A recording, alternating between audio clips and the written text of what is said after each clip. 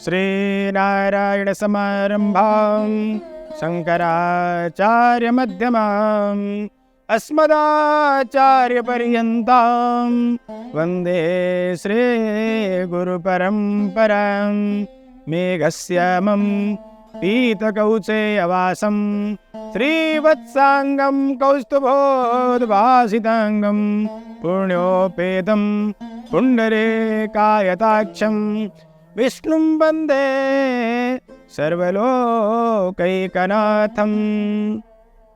मैं आचार्य संगम वाजपेयी, दीनदयाल शोध केंद्र, छत्रपति साहू जी महाराज विश्वविद्यालय कानपुर से आज हम कार्तिक मास के विषय में चर्चा करेंगे। कार्तिक मास प्रारंभ हो गया है।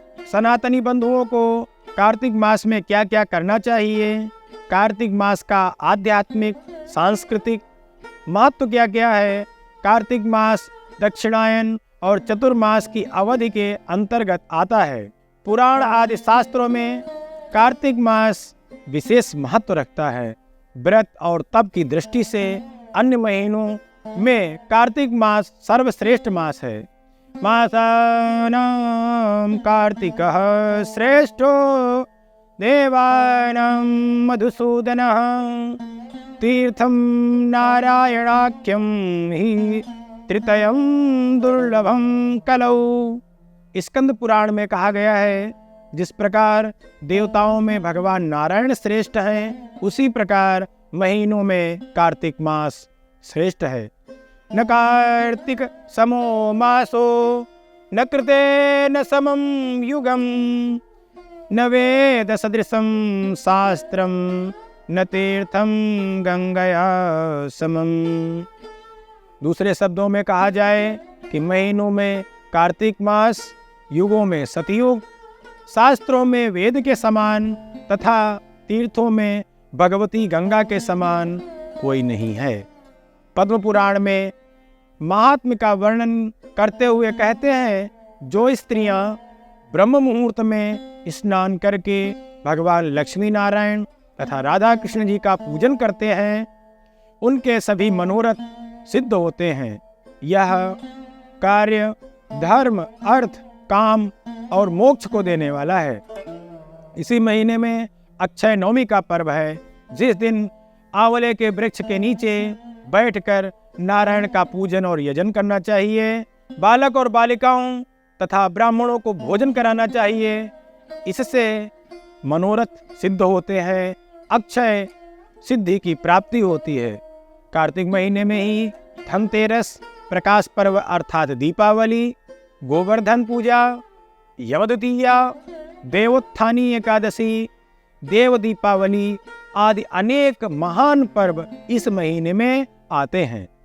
भगवती लक्ष्मी की नित्य कृपा हम सब पर बनी रहे, इसलिए दीपावली में भगवती की उपासना, पूजन और अर्चन करते हैं।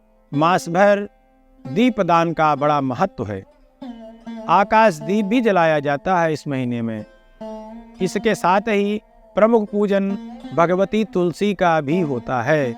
तुलसी को लगाना, तुलसी वन का पालन पोषण करना, कार्तिक महीने में तुलसी के पास दीपक जलाना, पूजन करना, अर्चन करना, यह अद्वितीय महत्व प्रदान करने वाला है, अद्वितीय फल प्रदान करने वाला है। इस महीने में ब्रह्मचर्य का पालन करना चाहिए, भूमि पे शयन करना चाहिए।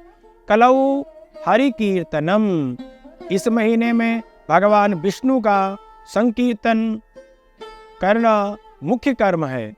संकीर्तन से क्या होता है? वाणी की शुद्धता होती है, चरित्र की शुद्धता होती है और मन मस्तिष्क की शुद्धता होती है। इस महीने में श्रीमद् भगवद गीता, रामचरितमानस का पाठ करना चाहिए और श्रवण भी करना चाहिए। इसके साथ ही गोदान, अन्नदान, विष्णु पूजन, सत्यवाचन, अहिंसा आदि धर्मों का पालन करना चाहिए। कार्तिक मास व्रती जो लोग हैं वह क्या क्या न करें, किन किन चीज़ों का निषेध बताया गया है, उस विषय में पराया अन्न सेवन नहीं करना चाहिए, बासी भोजन नहीं करना चाहिए, दूषित अन्न का सेवन नहीं करना चाहिए तथा दाल, लौकी, बैंगन, गाजर आदि का प्रयोग भी वर्जित है।